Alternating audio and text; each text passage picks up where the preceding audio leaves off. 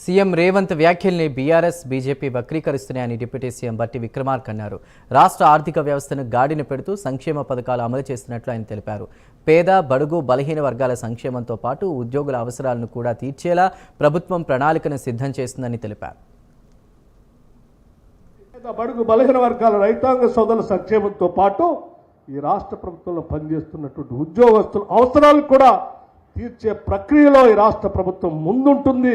ఎవరు ఆందోళన చెందాల్సినటువంటి అవసరం లేదు. ఆ మాటే మన ముఖ్యమంత్రి రేవంత్ రెడ్డి గారు చెప్పారు. దాన్ని చెలవల పలవలు చేసి రకరకాల ప్రచారం చేసేటువంటి కార్యక్రమాన్ని ఈరోజు టీఆర్ఎస్ పార్టీ కానీ బీజేపీ కానీ చేస్తూ ఉంది.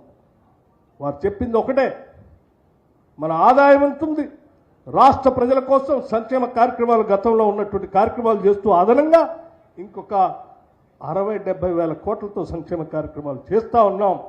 ఆదాయం మాత్రం మేము పన్నులు అదనంగా ఎక్కడ వేయలేదు, ఒక్క రూపాయి కూడా పన్ను వేయలేదు.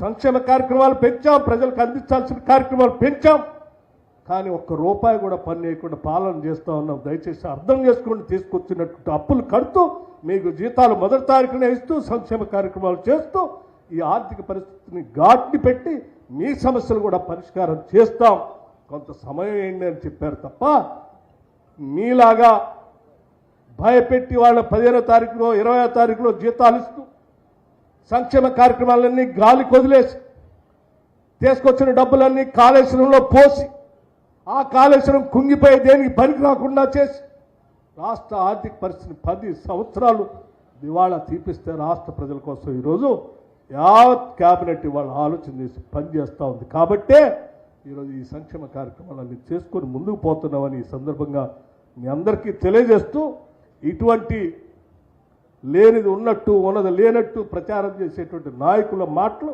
కాదు కావాల్సింది. ప్రజా అవసరాలు తీర్చేటువంటి ప్రజాప్రభుత్వం కావాలి. ఆ ప్రజాప్రభుత్వమే ఈరోజు పాలన చేస్తున్నటువంటి కాంగ్రెస్ ప్రభుత్వం, ఇందిరమ్మ ప్రభుత్వం.